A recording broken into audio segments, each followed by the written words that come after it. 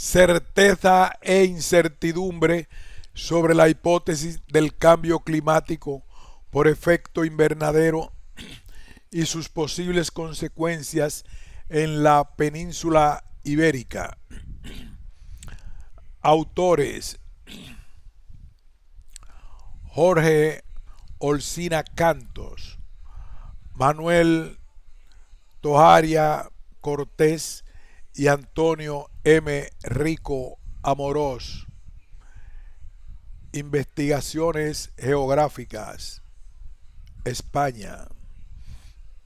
Continuación.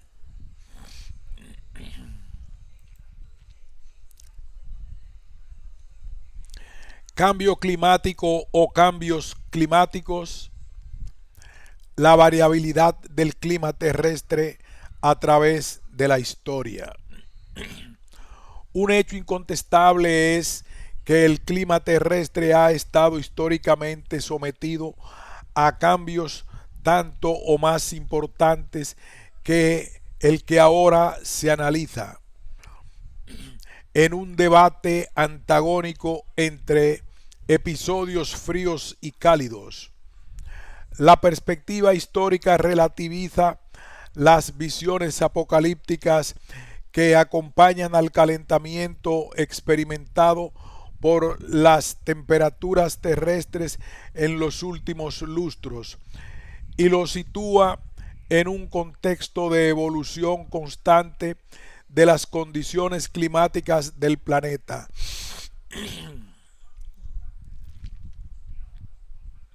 En efecto, mucho antes de que el hombre existiese como tal, o incluso en su corta andadura como Homo sapiens sobre la faz de la Tierra, el clima planetario siempre ha estado sujeto a fluctuaciones y comportamientos cíclicos, explicables por factores infinitamente más poderosos que el hombre y su tecnología moderna, algunos de los cuales todavía no nos son bien conocidos.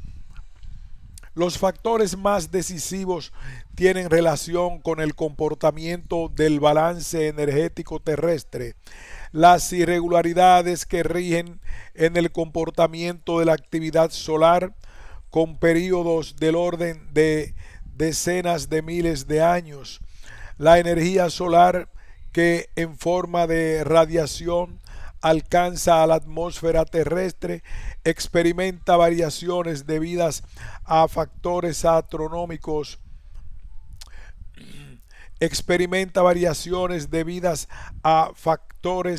astronómicos aunque el vulcanismo y otros factores geográficos son capaces de influir decisivamente. En efecto, los cambios en la inclinación del eje de rotación terrestre respecto del plano de la elíptica 23 grados 27 pulgadas con ciclos de 41.000 años señalados por el astrónomo serbio Milutin Milankovic. A más inclinación, los inviernos y veranos se tornan más extremados. Por otra parte, la excentricidad de la órbita terrestre, que oscila cada 100.000 años, influye en la mayor o menor cercanía del planeta con respecto al Sol. A mayor cercanía, mayor cantidad de radiación global. Asimismo, la precesión o giro en peonza del eje terrestre respecto a la eclíptica o al resto de las estrellas son un periodo de 23.000 años. Por ejemplo, el hecho de que el perihelio actual se sitúe el 3 de enero hace que los inviernos del hemisferio norte sean más benignos que los del hemisferio sur. Como señala Trigo y Rodríguez, 1998. Las variaciones en la radiación solar incidente son capaces de provocar alteraciones notables en la biosfera terrestre, y ello porque una modificación de solo un 2% en la intensidad de la radiación solar podría causar un enfriamiento muy acusado en todo el planeta, o en su caso la fusión total o parcial del hielo acumulado en los casquetes glaciares. Hay que recordar que los ciclos de manchas solares, 11 años, solo suponen variaciones de intensidad de la radiación solar del 1 por 1000 y se reequilibran constantemente. Estos factores astronómicos combinados entre sí explican el comportamiento del clima terrestre, al menos desde el Pleistoceno superior, como una sucesión de períodos fríos y períodos cálidos. Conviene indagar en el comportamiento del clima durante el Holoceno para ponderar la naturaleza de los cambios experimentados por el clima terrestre. En un apretado balance destacan los siguientes ciclos climáticos. Hace 20.000 años se produce el último gran cambio climático durante el máximo glacial, en el cual un vasto manto de hielo de más de 4 millones de kilómetros cuadrados cubría la Europa nórdica y central, con imponentes glaciares que cubrían Pirineos, Macizo Central y Alpes. Las temperaturas se situarían entre 6 y 8 grados Celsius por debajo de las actuales, y el nivel del mar estaría, según los trabajos manejados, unos 100 metros por debajo del actual, mientras que la línea de costa habría ganado unos 50 kilómetros dentro del mar debido a la gran cantidad de agua inmovilizada por los glaciares. El final de esta etapa se suele ubicar en el 10.000 BP, de forma que en el 8.000 BP existen pruebas de que Inglaterra e Irlanda ya se hallaban definitivamente separadas. El Mar Negro, incomunicado hasta entonces, ya estaría conectado con el Mediterráneo, y el casquete glacial ártico habría desaparecido ya de gran parte de la península escandinava, en parte porque la corriente del Golfo ya afectaba a su fachada atlántica. A partir de entonces, y a grandes rasgos,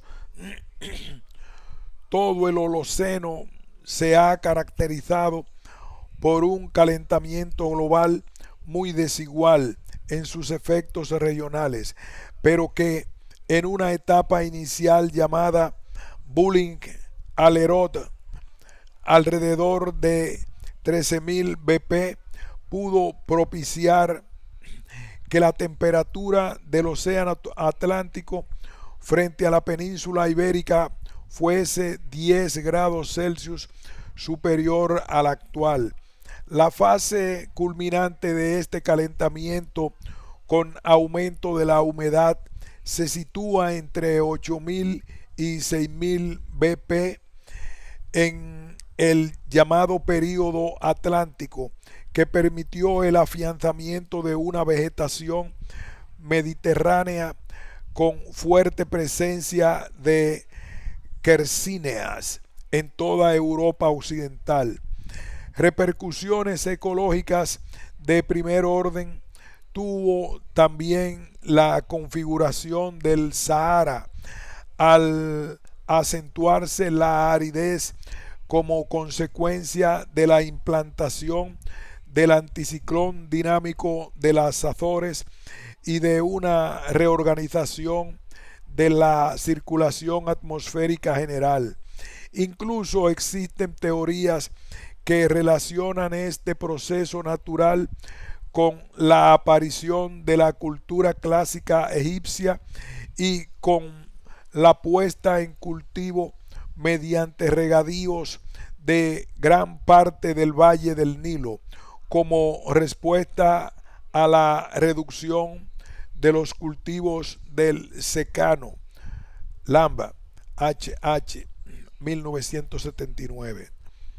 Pero las fluctuaciones del clima eran continuas, si no en períodos seculares, sí en los milenios.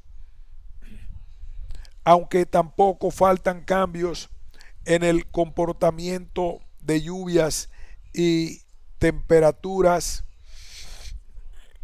con períodos de apenas 2 o 3 siglos. Así los textos clásicos señalan cómo los glaciares alpinos del norte de Italia muestran una extensión máxima entre el 900 y el 350 antes de Cristo para decrecer en el siglo III antes de Cristo, hecho que permitiría a Aníbal adentrarse en Italia camino de Roma. Desde entonces y durante el primer milenio de nuestra era, todos los datos apuntan a que el clima debió ser cálido y húmedo en toda la cuenca del Mediterráneo y mucho menos irregular que hoy. Por ejemplo, Ptolomeo, refiriéndose a Alejandría en el año 120 después de Cristo, afirmaba que la ciudad registraba precipitaciones durante 11 meses al año, con temperaturas máximas en julio y agosto. A finales del primer milenio, entre los años 700 y 880, y entre el 900 y el 1000, se sitúa el llamado pequeño óptimo climático que acabaría en el año 1200. El casquete glacial ártico sufrió un desplazamiento hacia el norte, facilitando así los descubrimientos de los marinos nórdicos. Los viñedos europeos se expandieron de 3 a 5 grados hacia el norte respecto de su posición actual, y minas de oro como las de Hohe-Tauern, situadas en la gran altitud en los Alpes, pudieron ser explotadas durante este periodo para ser luego abandonadas en el siglo XIII ante el avance de los glaciares.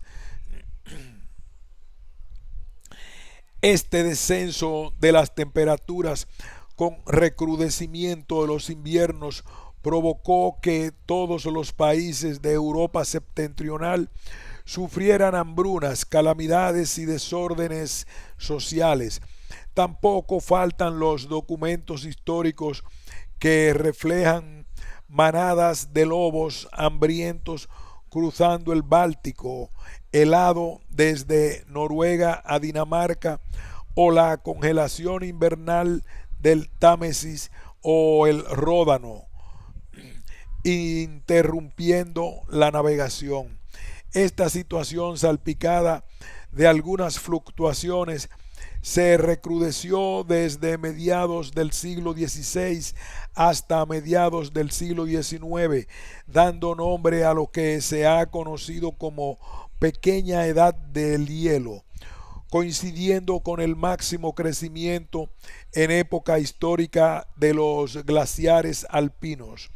La mayoría de los autores manejan descensos térmicos que oscilan entre 1.5 y 2 grados Celsius en invierno, mientras que la sucesión de veranos frescos y húmedos con primaveras nivosas favoreció la acumulación de nieve en las montañas a altitudes muy inferiores a las actuales. En los Alpes se tuvieron que abandonar granjas y pastos de montaña y las vías transalpinas tuvieron que dejar de emplearse. Cuando los habitantes de los valles alpinos no podían detener el avance de los glaciares por métodos materiales, acudían a la iglesia y promovían procesiones y rogativas para detener el avance de las diabólicas serpientes de hielo. En España, las informaciones históricas y los datos recientes aportados por la dendrocronología no siempre arrojan situaciones coincidentes, aunque confirman que las circulaciones meridianas norte-sur aumentaron su frecuencia, dándose inviernos muy fríos y secos debido a la persistencia de anticiclones de bloqueo, con veranos cálidos pero más cortos que los actuales. Durante la primavera y el otoño se producían las mayores precipitaciones en forma nivosa, unas veces y en otras ocasiones de carácter torrencial, que se saldaban con frecuentes inundaciones y avenidas fluviales salpicadas, no obstante de secuencias de indigencia pluviométrica. Así, por ejemplo, 1617 es conocido en Cataluña como el año del diluvio, y el Ebro llegó a congelarse al menos durante 8 ocasiones. En 1624 la ciudad de Alicante amaneció con más de un palmo de nieve en sus calles, y en 1626 ha sido denominado por algunos autores como el año de las riadas. La mayor innivación favoreció que a partir del siglo XVI se difundiese la costumbre de refrescar las bebidas y conservar los alimentos mediante la nieve recogida en las ventisqueras y almacenada en pozos construidos para tal fin, algunos de los cuales fueron encargados a los mejores arquitectos de la época, como Juan de Herrera, a quien se atribuye un pozo de nieve existente cerca de El Escorial.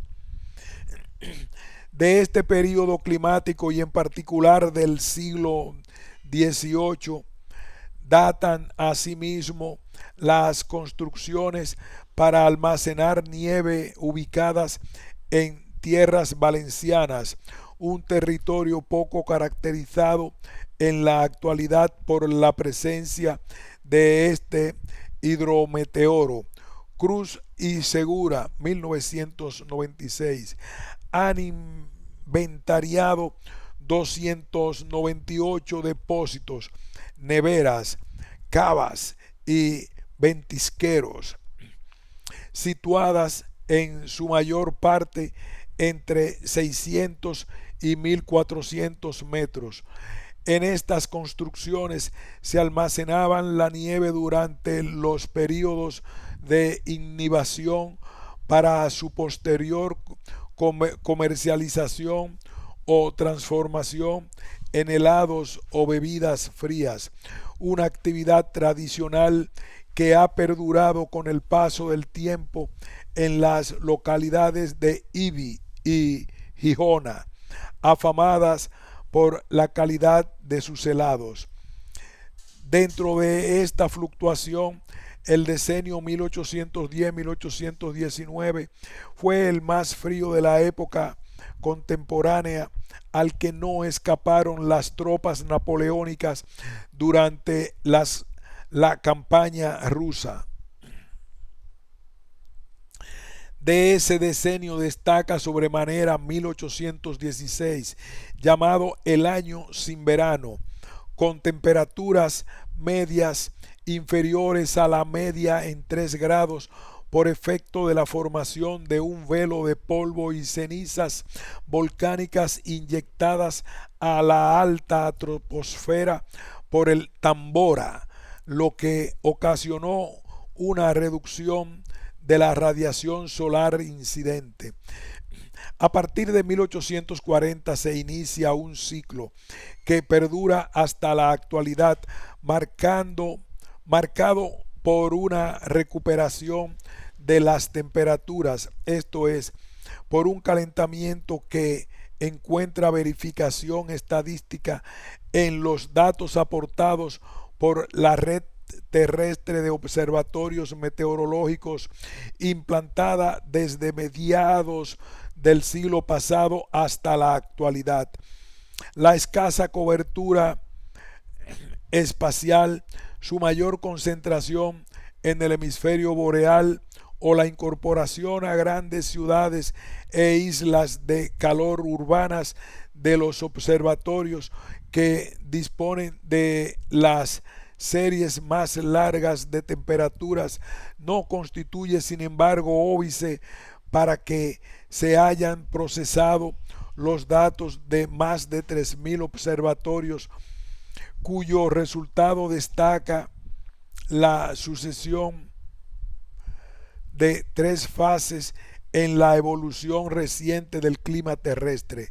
Primera, un intenso calentamiento del clima en el período 1880-1950 con elevación media entre 0.4 y 0.6 grados Celsius. Segunda, la reactivación de la actividad volcánica es esgrimida por varios autores para explicar el proceso de enfriamiento producido entre 1950 y 1970. Estos dos periodos de comportamiento térmico diverso habían sido detectados por diversos investigadores bastantes decenios antes. Tercera, junto a ellos y desde mediados de los años 70 se asiste a una nueva elevación de las temperaturas que perduraría hasta la actualidad. Montón, Chiva y Quereda Sala, 1997, han calculado que la temperatura media de los observatorios mediterráneos españoles habría crecido desde mediados de los 70 hasta la actualidad en 0.34 grados Celsius, aunque advierte que este incremento debe ser valorado con muchas reservas, ya que es precisamente en esos decenios cuando muchos de los observatorios manejados acaban por ser incorporados a la trama urbana de las ciudades. En Estados Unidos, algunos investigadores han constatado un enfriamiento de 0.06 grados Celsius durante los 4 últimos decenios. Por su parte, desde mediados de los años 60, desde mediados de los años 70 hasta la actualidad, se habrían enfriado Europa Occidental, regiones del noroeste y el este de Canadá y suroeste de Groenlandia. Por ejemplo, en la península escandinava se verifican descensos térmicos medios de 0.6 grados Celsius. Ayala Carcedo, 1995, ha resumido la evolución cuaternaria del clima terrestre como una sucesión de ciclos climáticos, cada uno de 110.000 años, que estarían compuestos por periodos fríos 80.000 años y cálidos 30.000 años.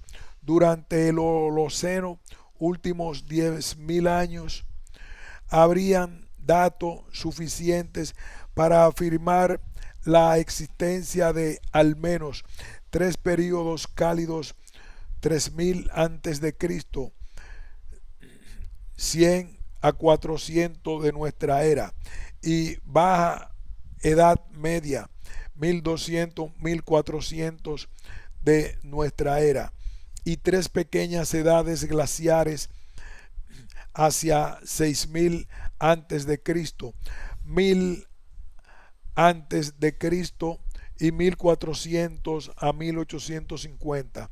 La oscilación de la temperatura media global en estos eventos puede situarse en algo menos de 1 grado Celsius respecto a la de 1900. La hipótesis actual de cambio climático por efecto invernadero y sus aspectos vinculados. A. El producto: cambio climático. Como se ha señalado, la actual hipótesis del cambio climático por efecto invernadero se ha convertido en un producto del mercado científico y social que encierra múltiples intereses económicos. El cambio climático es una variable más de la nueva economía. El cambio climático es una variable más de la nueva economía verde, ecológica o sostenible que tantos partidarios encontró de iure que no de facto. En la conferencia de Río de Janeiro de 1992 y en las sucesivas conferencias del clima celebradas hasta el momento presente. La hipótesis del cambio climático ha generado asimismo una nueva conciencia social. Sus defensores plantean la necesidad de una nueva sociedad que abandone los postulados del crecimiento económico insostenible actual, basado en el empleo masivo de combustibles fósiles y en una explotación progresiva de los recursos naturales. En los países del tercer mundo, ajenos a los rigores de la maquinaria económica mundial, sería necesario aplicar un modelo de desarrollo sostenible que permitiera la cohabitación de la actividad económica y la defensa del medio ambiente. Frente a esta postura están los que opinan que el organismo vivo planetario es capaz de soportar las alteraciones introducidas por el hombre adaptándose a ellas. Es el bando de las compañías petrolíferas e industrias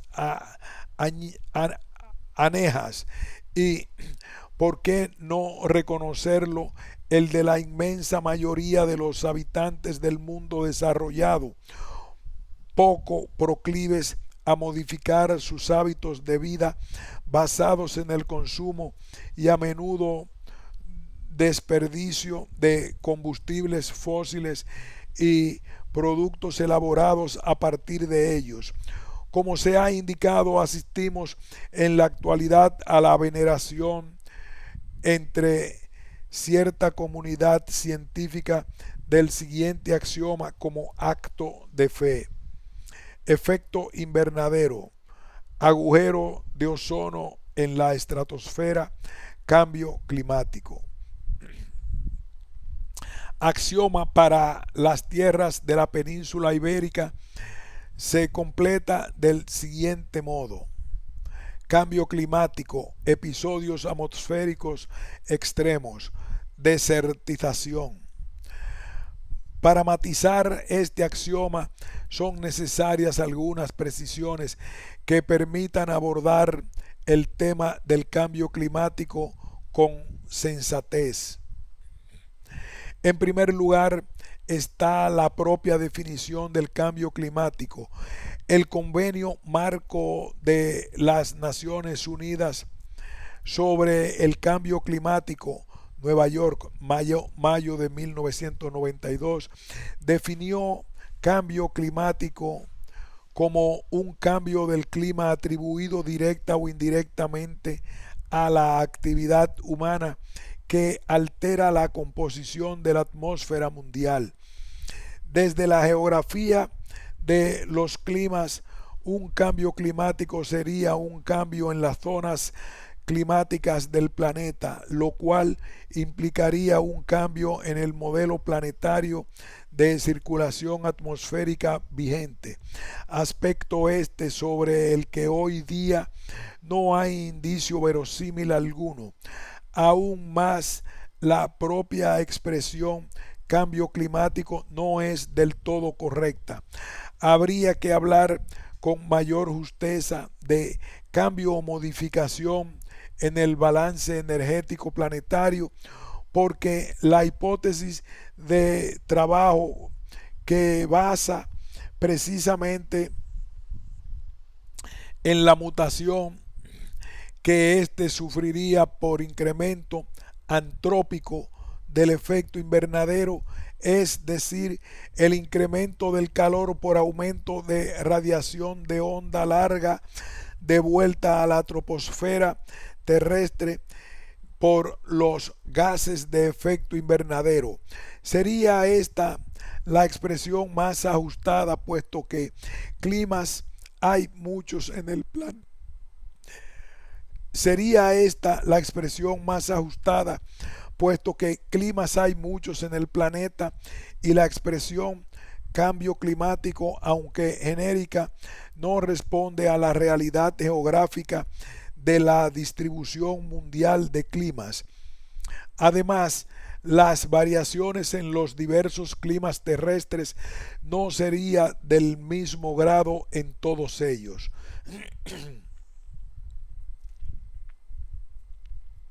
Dos realidades sustentan la actual hipótesis del cambio climático: el incremento de temperatura desde 1975 y el ritmo creciente de emisiones de CO2, cuya proporción actual en la troposfera se cifra entre 155 partes por millón de vatios, valor que la actividad humana contribuiría a aumentar en 700 gigatoneladas pentagramos al año.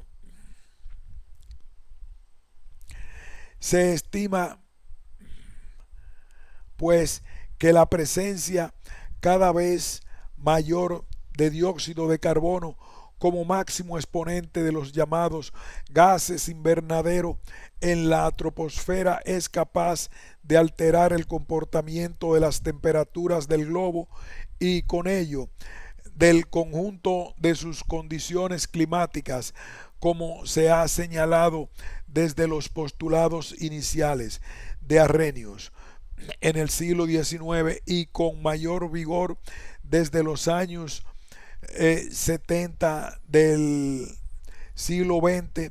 Numerosas han sido las voces que han hablado de la relación entre incremento térmico y aumento de la presencia del dióxido de carbono en la troposfera, que tiene en el hombre a su más activo agente propagador: emisiones industriales, vehículos de combustión. De ser cierta esta hipótesis, que aún se está por comprobar en todos sus extremos, la solución parece evidente y al tiempo, como se ha visto, compleja: la reducción de las emisiones antrópicas de CO2 a la atmósfera. Y es que la evolución de las emisiones del CO2 ha seguido un crecimiento exponencial en los últimos 4 decenios de 315 parte por millón de vatios en 1958, cuando se inician las mediciones sistemáticas en Mauna Loa. Además, el análisis de las burbujas de aire contenidas en los cielos de Groenlandia y la Antártida ha permitido retrotraer estos análisis hasta la penúltima glaciación, 150.000 años. Según estos datos, a comienzos de la era industrial, la concentración de dióxido de carbono era de 280 partes por millones de vatios. Luego, durante el último máximo glacial, este contenido cayó hasta 170 partes por millón.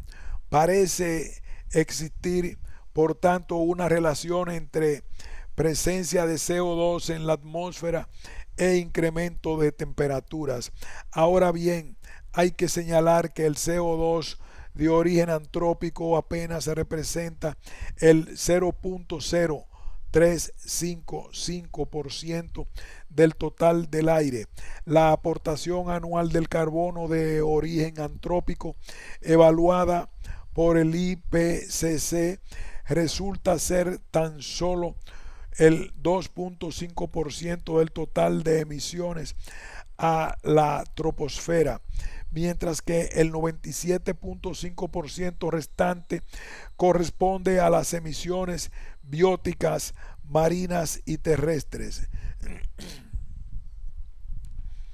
También se ha vinculado al aumento de la proporción de CO2 en la troposfera como aspecto derivado la existencia de un adelgazamiento estacional de los niveles de ozono estratosférico observados, básicamente sobre la Antártida, el famoso agujero de ozono, y en el espacio geográfico de la península ibérica.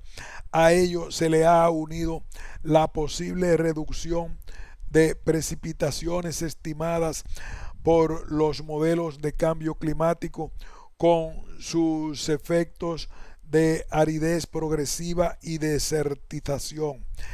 Es necesario, pues, indagar en la realidad de estos tres elementos integrantes de la actual hipótesis de cambio climático. B. El efecto invernadero. Problema apocalíptico o bendición de la naturaleza. El efecto invernadero, lejos de constituirse como un problema, constituye uno de los fenómenos naturales que permite la vida sobre la superficie terrestre al incidir directamente sobre el sistema climático del planeta mediante la capacidad que tienen determinados gases para almacenar radiación de onda larga en forma de calor. La mayoría de esos gases son anteriores a los orígenes del hombre, destacando el vapor de agua, el dióxido de carbono, el metano, los óxidos de nitrógeno y el ozono. Los únicos gases que son producto de la mano del hombre pertenecen a la familia de los clorofluorocarbonados, CFS. Se estima que la temperatura media del planeta sería de menos 18 grados Celsius si no existiesen estos gases, a cuya presencia en la troposfera terrestre debemos que la temperatura media planetaria sea de unos 15 grados Celsius. Con ello, contribuyen a la actual estabilización del balance energético planetario, donde se equilibran por procesos diversos entradas y salidas de radiación. La contribución de los gases invernadero en la reducción de esa amplitud térmica queda reflejada en el cuadro que presentamos, número 2. La cuestión clave consiste en valorar cómo las actividades humanas pueden incidir en el sistema climático planetario al forzar un cambio en la proporción y concentración que ocupan dichos gases, sobre todo como resultado de la contaminación atmosférica por oxidación de combustibles fósiles iniciada a partir de la primera revolución industrial. Hay que tener en cuenta que a principios del siglo XX se consumían 21 exajulios, trillones de julios de energía, mientras que a principios de la década de los años 90 esa cifra se eleva a más de 340 exajulios.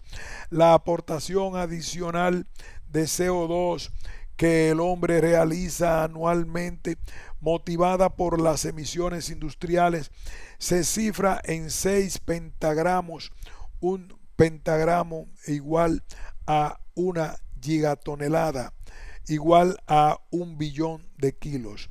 Semejantes cifras astronómicas por la cantidad de dígitos que las componen podrían hacer pensar que el hombre está perturbando profundamente la composición gaseosa de la atmósfera y forzando realmente un cambio global del sistema climático planetario.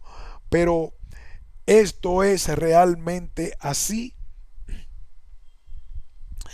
La cantidad total de dióxido de carbono existente en la atmósfera asciende a 700 pentagramos, con lo cual los 6 pentagramos emitidas a la atmósfera hacen aumentar la proporción de este gas en un 0.85% cada año, cifra que habla de la necesidad de reducir las emisiones antropogénicas a la troposfera por propia salubridad del planeta.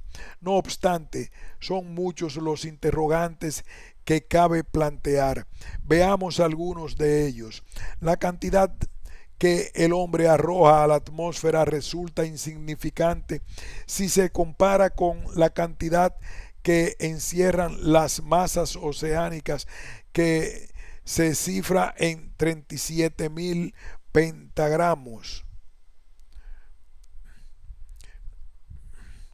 Veamos algunos de ellos.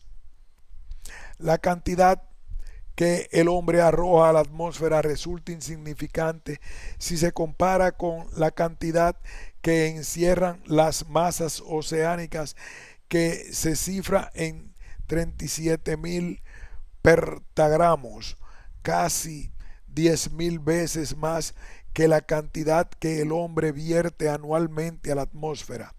Los 700 pentagramos de CO2 tan solo contribuyen al efecto invernadero natural del planeta con un 21%, es decir, con 7.2 grados Celsius, con lo cual un 0.5% de incremento en esa proporción equivaldría a un incremento anual de 0.036 grados Celsius al año, cifra muy alejada de las visiones apocalípticas que adornan esta cuestión. Los datos analíticos disponibles sobre la evolución en la concentración del dióxido de carbono atmosférico indican que a principios del siglo existían 309 parte por millón de vatios, 316 parte por millón de vatios en 1959 y 356 parte por millón de vatios en la actualidad, lo que supone aproximadamente un incremento medio de 1.12 parte por millón por año. Hay que recordar que los datos oficiales manejan las mediciones del Observatorio de Mauna Loa en el archipiélago volcánico de las Hawái en la proximidad, además del bosque tropical y de campos de caña de azúcar que desvirtúan los valores obtenidos. En España, los datos obtenidos en la Estación de Climatología Aplicada de la Universidad de Castellón y recopilados por Quereda y Montón 1996-97 ofrecen unas proporciones de CO2 superiores a la de Mauna Loa, con valores de 369 partes por millón de vatios en 1987 y 374 por millón de vatios en 1991. Si bien hay que advertir que el laboratorio está emplazado al oeste de la ciudad de Castellón, muy cerca de un gran complejo petroquímico, de las industrias cerámicas y de los regadíos intensivos de La Plana. Quereda y Montón han señalado que el estudio del CO2 no debe limitarse al análisis de su concentración en la atmósfera, sino que es necesario evaluar los regímenes diario y estacional, máxime en cuanto que a través de ellos se pueda alcanzar una mejor aproximación al funcionamiento del sistema biosférico como ciclo clave del equilibrio del CO2 en la atmósfera. Estos autores destacan el papel fundamental que desempeña la radiación solar como elemento de control de la concentración atmosférica de dióxido de carbono a través de los procesos de fotosíntesis y respiración del ecosistema terrestre y la regulación que ejercen otros elementos del clima como las precipitaciones que actúan como poderoso reductor del carbono atmosférico y como los vientos que contribuyen a su difusión regional. Se alude a la deforestación como factor de primer orden en el aumento de las concentraciones de CO2 atmosférico al reducirse la actividad fotosintética, pero no existen cálculos sobre su incidencia ni tampoco sobre el impacto que tienen sobre la asimilación de CO2, la propagación de cultivos intensivos de regadío. Se estima que el bosque, a través de su función clorofílica, es capaz de eliminar hasta un 60% del dióxido de carbono atmosférico. El carbono viene a representar un 50% de la materia vegetal seca, incorporándolo a través de la fotosíntesis y devolviendo una pequeña parte del CO2 durante la noche.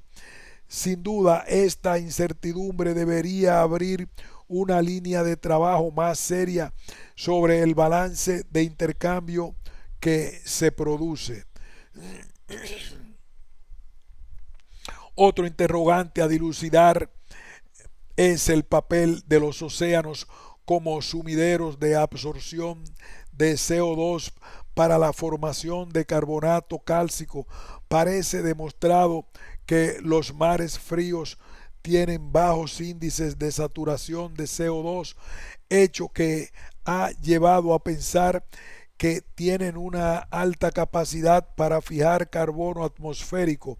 Por otro lado, resulta muy complejo llegar a precisar con detalle el estado real de ese balance a escala planetaria, máxime cuando un volcán como el Etna en un periodo de actividad es capaz de inyectar a la atmósfera más de 10.000 toneladas métricas de carbono cada día.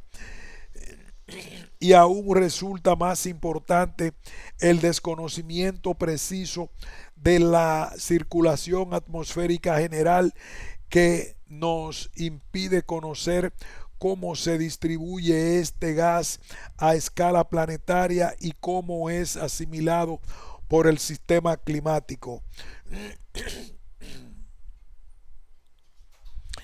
El agujero de ozono, realidad de origen antrópico.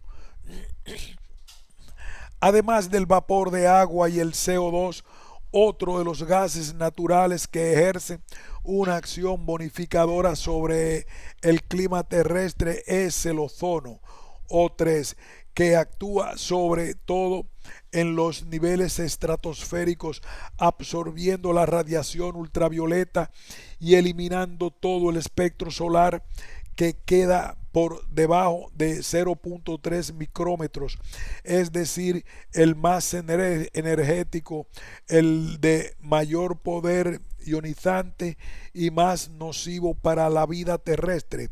De ahí que una disminución en el ozono estratosférico o un aumento en el troposférico hagan aumentar la temperatura superficial.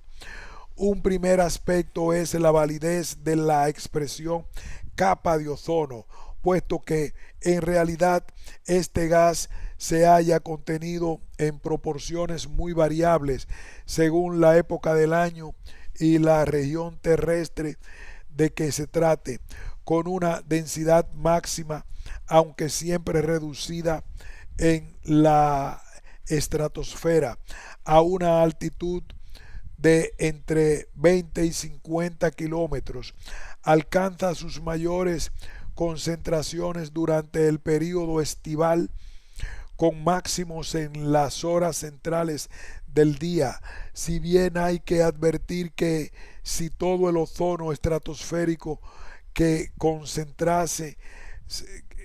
se concentrase en la superficie del planeta, tan solo llegaría a constituir una lámina gaseosa de 3 milímetros de espesor, lo que equivale a unas 300 unidades Dobson, que es el valor medio que se le otorga al ozono en la estratosfera. A partir de 1982, gracias a los trabajos del investigador japonés Shigeru Tsubashi, supimos que en los meses de septiembre y octubre, en la primavera antártica, los valores de ozono descendieron de 300 unidades Dobson a menos de 230, para recuperarse a finales de octubre los valores medios. Ese agujero de ozono antártico pasó muy pronto a ser cuestión de investigación prioritaria en los programas de vigilancia mundial del clima.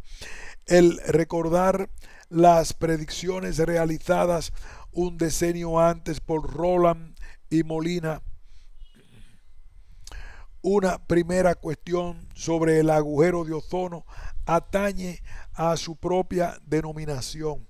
Resulta impropio denominar agujero a un adelgazamiento estacional y en una región concreta del planeta de la concentración de este gas en la estratosfera. La expresión disminución estacional parece más adecuada, aunque menos periodística. Por otra parte, es interesante no desconocer algunas cuestiones en relación con el comportamiento del ozono. La primera es que el contenido de este gas se incrementa con la actividad solar. De ahí que los valores mínimos se produzcan entre finales de invierno y comienzos de la primavera, cuando los valores de radiación solar incidente son los más bajos del año.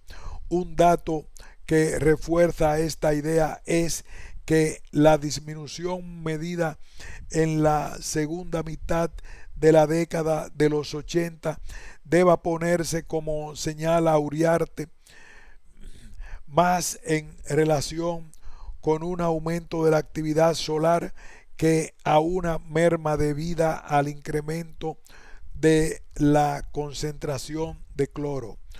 Una incógnita consiste en conocer cómo estos gases más pesados que el aire pueden ascender hasta la atmósfera. Entre las hipótesis que se manejan se indica que es a través de movimientos verticales que afectan a toda la troposfera, sobre todo a través de las corrientes en chorro.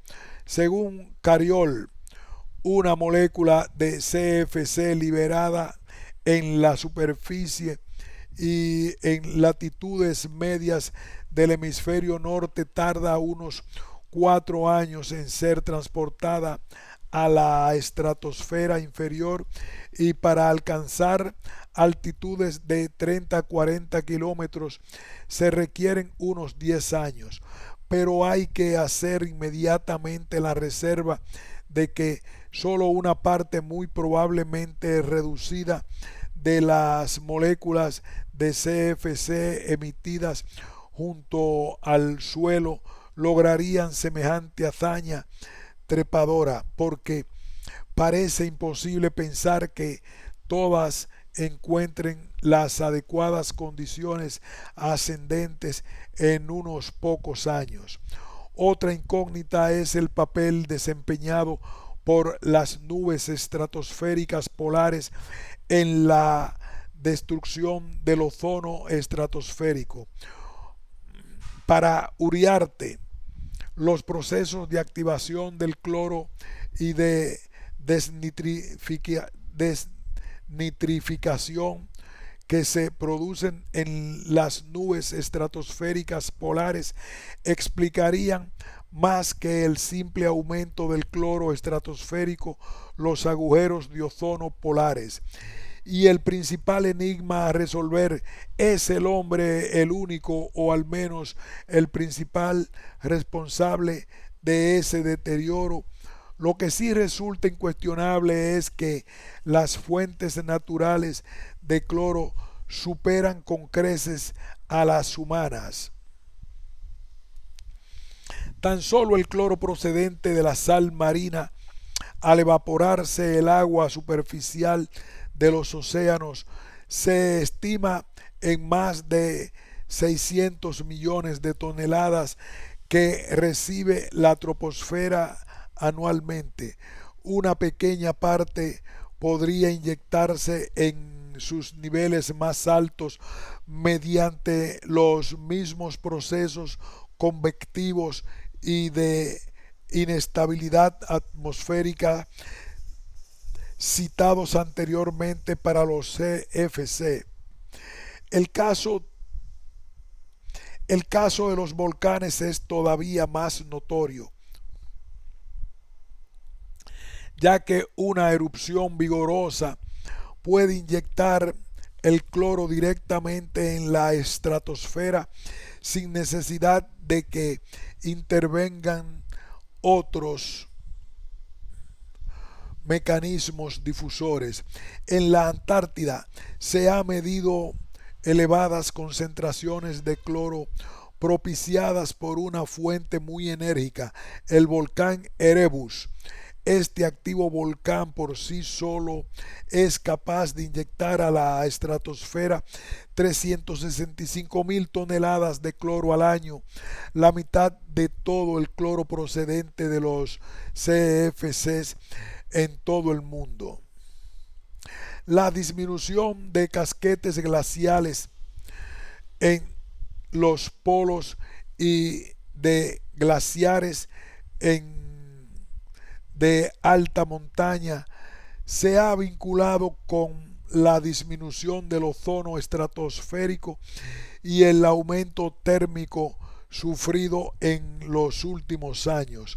Cierto es que desde la última glaciación y más aún desde la última pulsación fría, pequeña edad glacial, a ningún estudioso se le escapa que se ha producido una reducción en la superficie ocupada por los glaciares en los relieves alpinos de todo el mundo.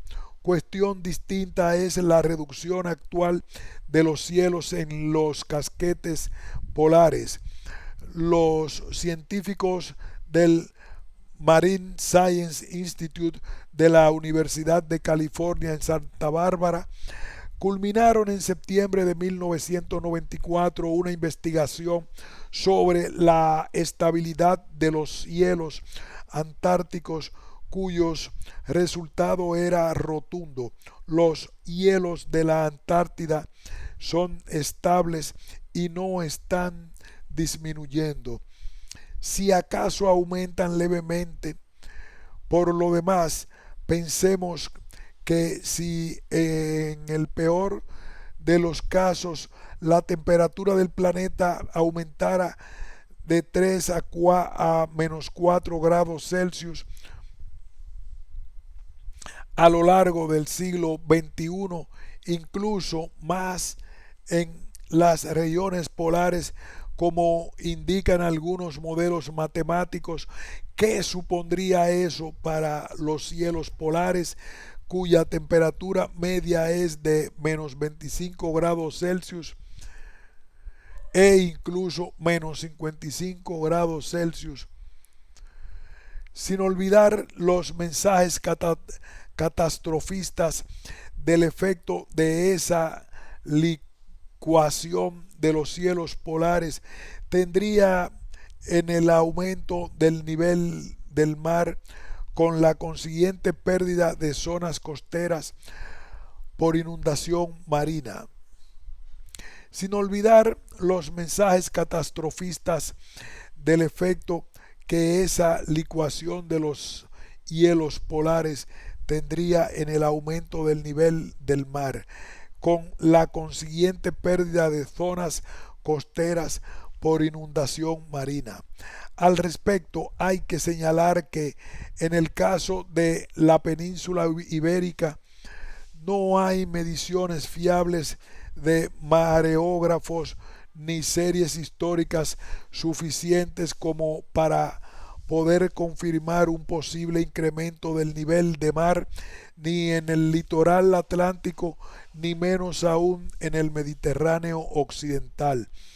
Por otra parte, determinados movimientos orogénicos pueden suponer, por ejemplo, en la Costa del Sol, elevaciones tectónicas del mismo orden de magnitud, si no superiores, que los supuestos aumentos del nivel medio del mar, medio metro en un siglo.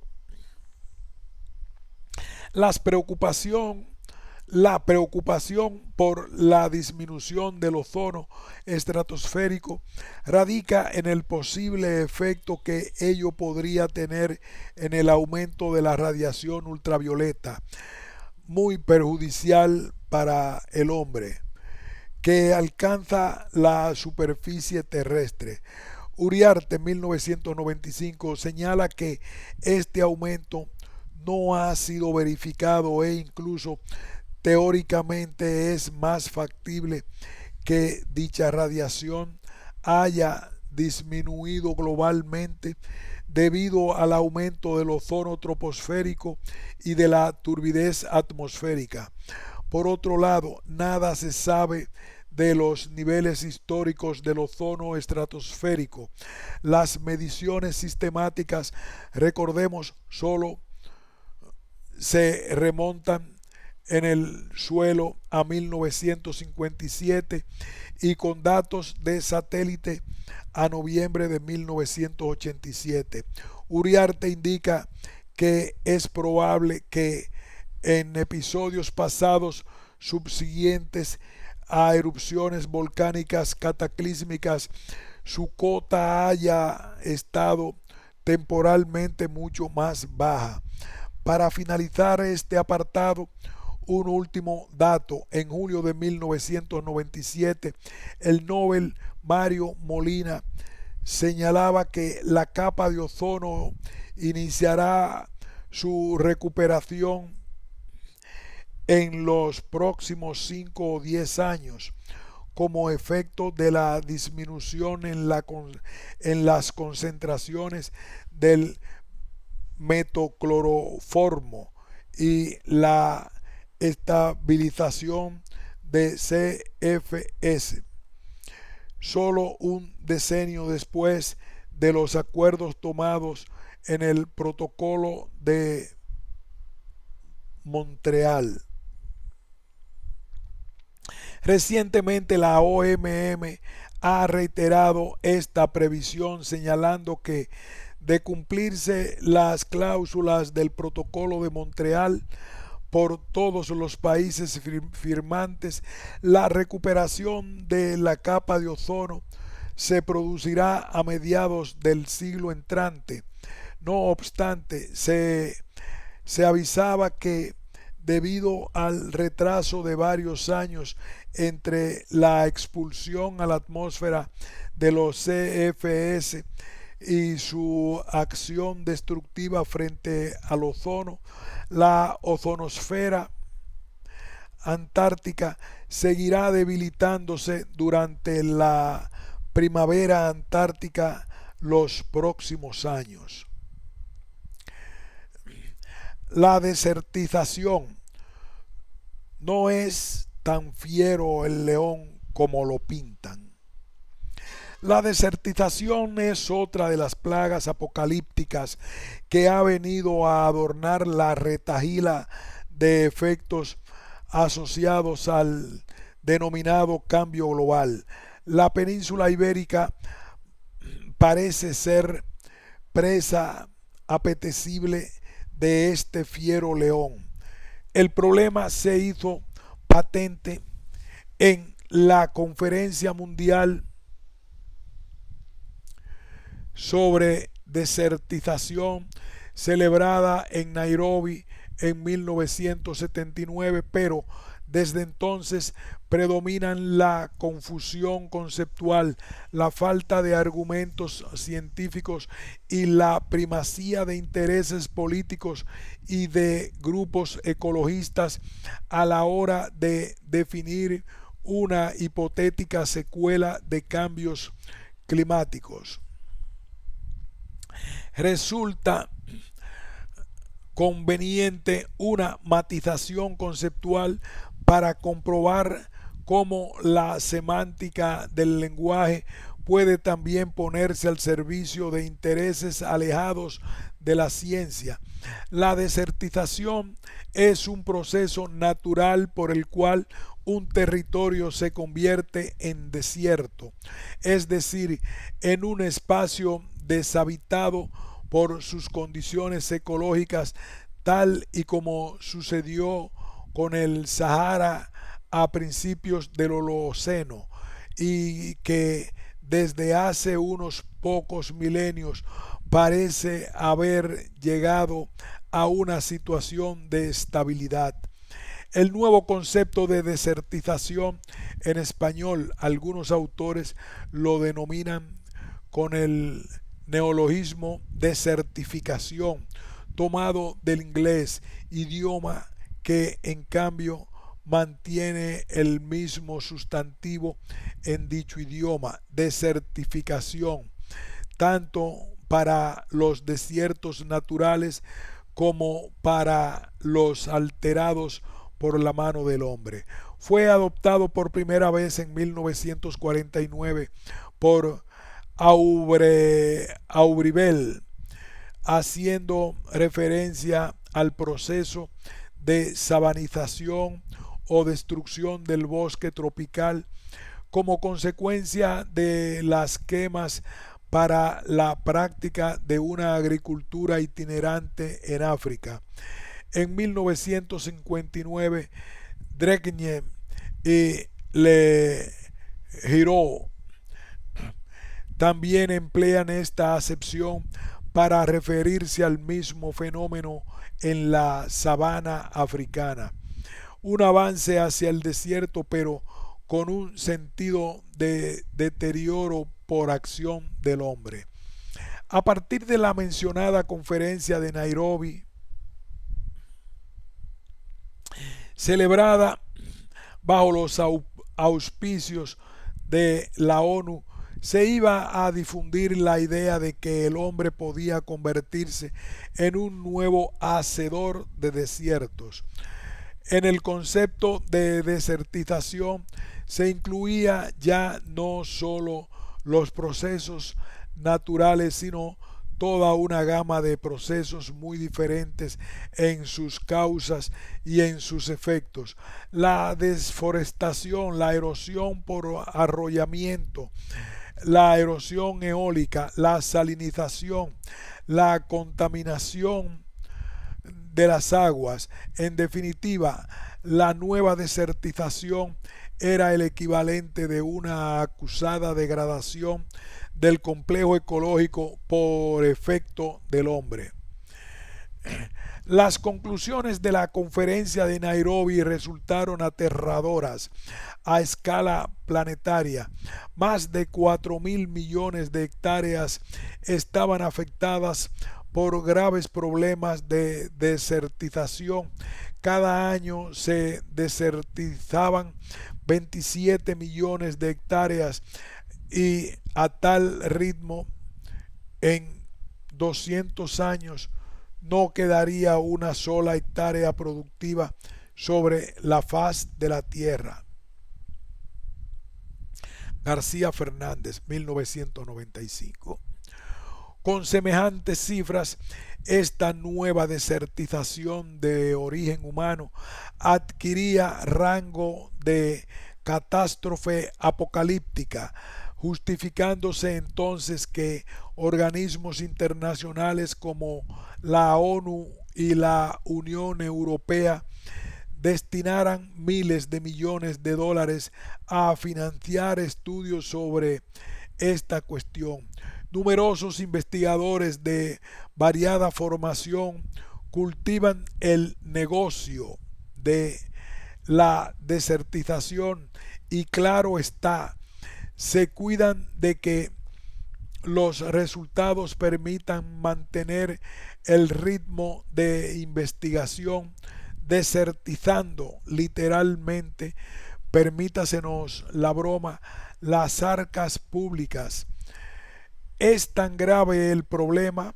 En 1989, Le Heró, uno de los difusores de la nueva acepción de desertización, se vio obligado a rectificar en sus afirmaciones de 30 años atrás.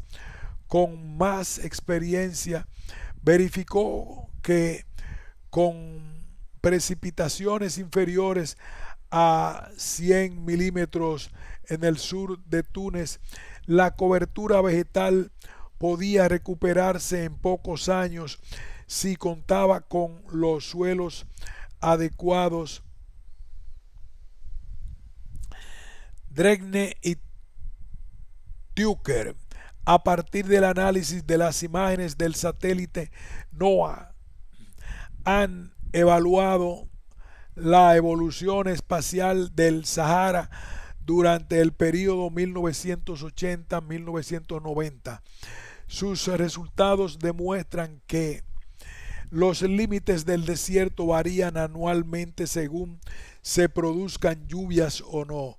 Más todavía, en sectores donde hacía años que no llovía, estos investigadores quedaron impresionados porque unas ligerísimas precipitaciones bastaron para que las semillas de letargo germinasen, floreciesen y fructificasen.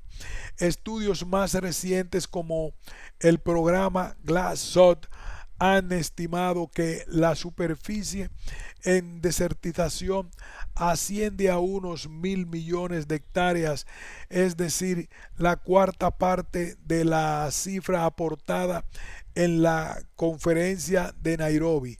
De esos 1.000 millones, a Europa se le asignan unos 100 millones de hectáreas, la mayor parte de ellas en España y en especial en la depresión del Ebro, Castilla y León y región climática del sureste. Se da por sentado que el desierto cruzando el estrecho de Gibraltar amenaza ya con invadir nuestro país. Queda poco para la túnica y el camello. Pero en estos temas sería deseable que los portavoces de esas teorías catastrofistas tuvieran mayor y mejor conocimiento geográfico de los territorios a los que aluden, con trabajos de campo y una buena cartografía de detalle que exprese la dimensión espacial y la magnitud de los procesos estudiados. Claro que todo ello exige el duro sacrificio de abandonar la comodidad de los despachos y los gabinetes técnicos y la popularidad de los medios de comunicación, siempre dispuestos a recibir malas noticias de este calibre. Resulta indudable que en España hay procesos de erosión de mayor o menor entidad debidos a condiciones climáticas, geomorfológicas y litológicas propias de nuestro entorno geográfico, pero que están muy distantes de los procesos ecológicos que operan en los desiertos. Deberían apoyarse con mayor énfasis los estudios sobre erosión orientados a promover medidas para contrarrestar los efectos de este proceso. Abancalamiento, reforestación con especies autóctonas, capacidad de carga ganadera, prevención de incendios, así como los dirigidos a valorar con cartografía adecuada la dimensión espacial, la naturaleza y la magnitud de los procesos erosivos. En cambio, no parece tan serio potenciar investigaciones basadas en la construcción de modelos matemáticos casi siempre ideados en el ámbito anglosajón a partir de datos obtenidos en parcelas experimentales y en laboratorios que reproducen condiciones artificiosas que no reflejan la verdadera dinámica del territorio. Los defensores de la teoría del desierto deberían repasar los resultados del segundo inventario forestal de España elaborado por la Dirección General de Conservación de Naturaleza, en el que se pone de manifiesto el incremento de la superficie forestal nacional en más de 400.000 hectáreas durante los últimos 20 años, incluso en los territorios que se tenían como avanzadilla del desierto. Almería, 40.000 hectáreas, Alicante, 19.000 hectáreas, Murcia, 150.000 hectáreas, Granada, 106.000 hectáreas.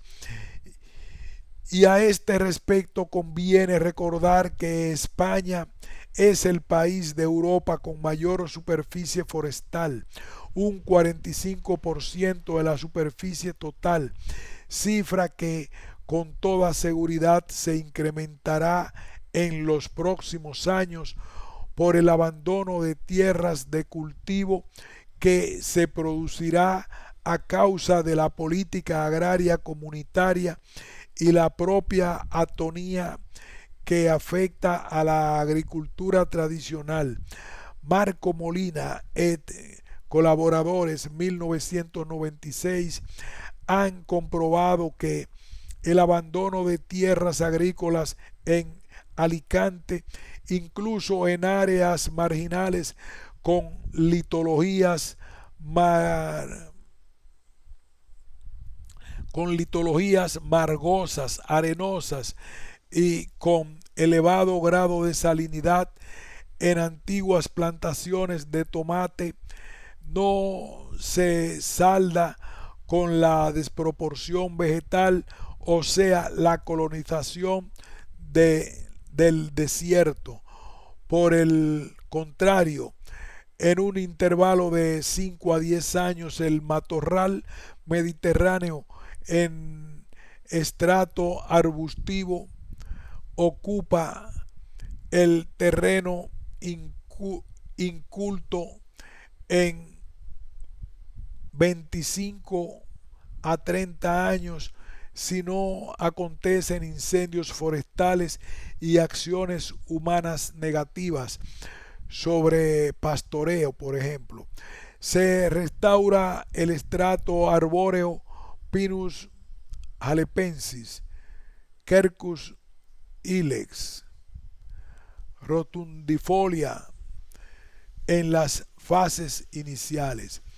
Cuestión distinta es el problema de los incendios forestales, contra los cuales hay que actuar de modo enérgico, que propician, al darse episodios de lluvia torrencial, la erosión de un suelo desnudado por el fuego.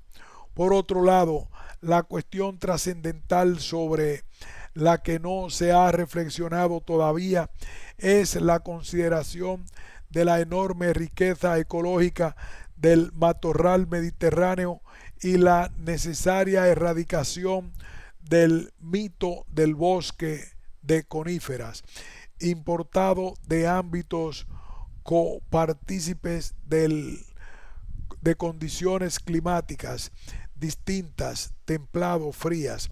Así, por ejemplo, en el Parque Natural del Cabo de Gata, ubicado en la franja costero almeriense, una de las zonas más áridas de la península ibérica, se ha configurado uno de los ecosistemas subáridos más interesantes de Europa, con mayor número de endemismos y diversidad botánica que cualquier bosque de caducifolias o de coníferas, que se presenta frecuentemente como la imagen estética de lo verde, contrapunto de los medios subáridos.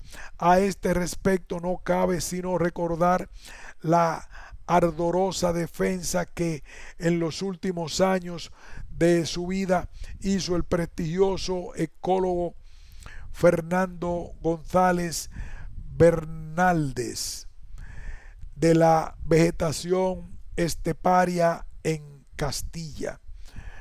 Aquí pausamos para seguir en el título Incógnitas y líneas de investigación recientes sobre el cambio climático por efecto invernadero de origen antrópico. Pausamos.